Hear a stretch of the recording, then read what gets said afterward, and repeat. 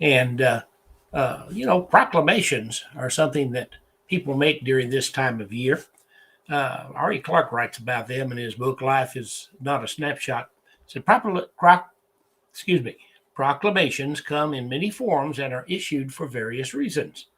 The idea of a proclamation is that as many people as possible will hear the intended news. We live in a world that has made it very easy to proclaim anything that a person would care to make public. That can be for good or it can be for evil. Digital tools like Facebook, Twitter, and YouTube allow the most significant happening to go viral. Has become the term that defines whether an item has really been proclaimed or not. It seems that the more weird something is, the more attention is garnered. Question is, what kind of proclamations do we need to mean? God has been in the proclaiming business since his creative powers were released upon a planet that is dark and formless.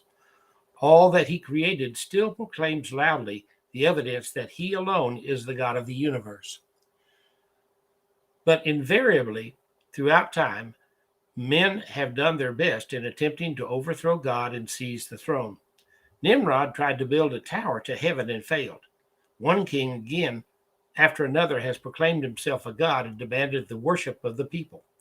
In each case, God showed himself to be God alone, and each of these men passed into history's book as a failure.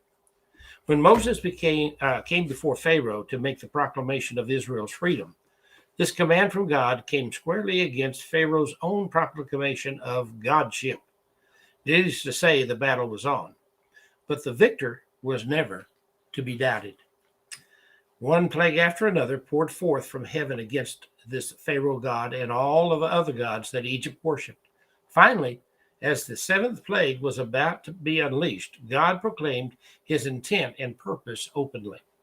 As Moses spoke to Pharaoh, he declared that this plague forward would be upon the heart of this self-made God.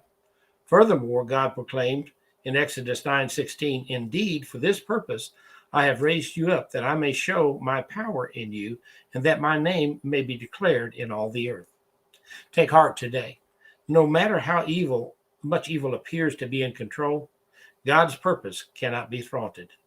God can put his power on display and proclaim his name, even though the most wicked self-proclaim gods. Now, go and proclaim his name.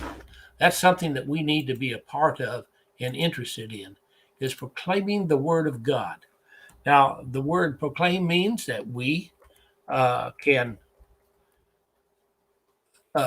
say and do what we wish to do in our words, and make sure that as we proclaim, that we give the gospel with that. So keep that in mind as this day comes about. Proclaim the word of God. All right? God bless you. Have a great day.